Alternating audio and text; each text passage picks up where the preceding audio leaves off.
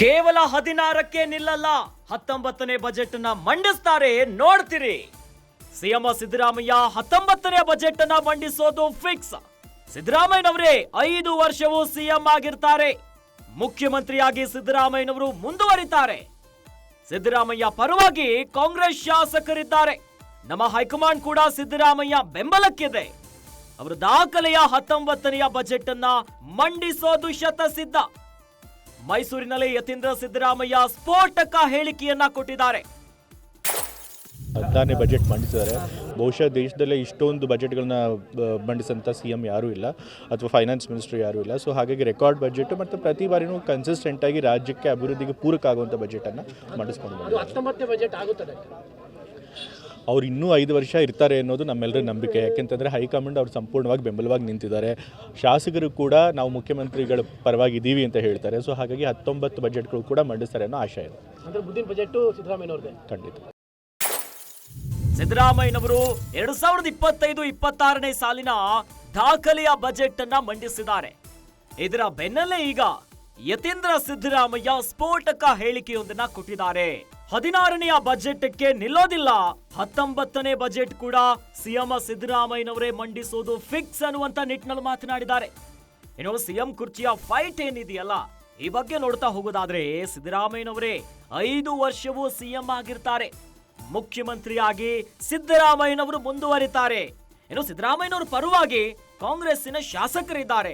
ಮತ್ತೊಂದು ಕಡೆಯಲ್ಲಿ ನಮ್ಮ ಹೈಕಮಾಂಡ್ ಕೂಡ ಸಿದ್ದರಾಮಯ್ಯನವರ ಬೆಂಬಲಕ್ಕಿದೆ. ಹಾಗಾಗಿ ದಾಖಲೆಯ 19ನೇ ಬಜೆಟ್ ಅನ್ನ ಮಂಡಿಸೋದು ಶತಸಿದ್ಧ ಅನ್ನೋದಾಗಿ ಯತೀಂದ್ರ ಸಿದ್ದರಾಮಯ್ಯನವರು ಮೈಸೂರಿನಲ್ಲಿ ಹೇಳಿಕೆಯನ್ನ ಕೊಟ್ಟಿರುವಂತದ್ದು. ಈಗ ಕಾಂಗ್ರೆಸ್ಸಿನ ಒಳ ಜಗಳ ಮತ್ತೊಂದು ಟ್ವಿಸ್ಟ್ ಪಡೆಯುವಂತ ಸಾಧ್ಯತೆ ಕಂಡು ಬರ್ತಾ ಇದೆ. ಅತ್ತ ಪರೋಕ್ಷವಾಗಿ ಈಗಾಗಲೇ ಸಹಕಾರ ಸಚಿವರಾಗಿರುವಂತ KN ರಾಜಣ್ಣ ಕೂಡ ಸಿದ್ದರಾಮಯ್ಯನವರ ಮುಂದಾಳತ್ವದಲ್ಲೇ 2028, 29 ಎಲ್ಲವೂ ಸಾಗುತ್ತೆ ನಮ್ಮ ಪಕ್ಷ ಅನ್ನುವಂತ ಮಾತು ಕೊಟ್ಟಿದ್ದಾರೆ.